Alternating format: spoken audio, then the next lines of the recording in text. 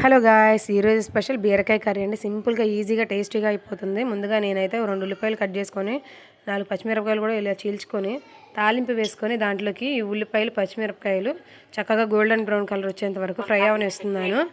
దీంట్లో 1/2 కేజీ బీరకాయలు అయితే చిన్న చిన్న పీసెస్గా కట్ చేసుకున్నాను.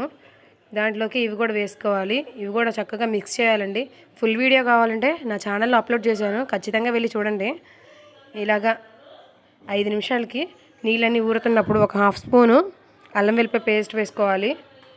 తర్వాత కారం కూడా వేసుకోవాలండి, 1 స్పూన్ వరకు పడుతుంది. దాంట్లోనే కొంచెం గరం మసాలా పౌడర్ ఒక 1/2 స్పూన్ వేసుకోవాలి. ఇవి చక్కగా నీళ్ళన్నీ ఎగిరిపోయి నూనె అంతా బయటకు వచ్చేంత వరకు ఫ్రై అవనివ్వాలి. ఇదంతా మీడియం ఫ్లేమ్లోనే చక్కగా కూర వండుకోవాలండి. చాలా టేస్టీగా ఉంటుందండి. బీరకాయ ఇష్టపడని వాళ్ళు కూడా ఒకసారి ఇలా ట్రై చేస్తే ఖచ్చితంగా నచ్చుతుంది. అంతే, simple, ready. Thank you guys.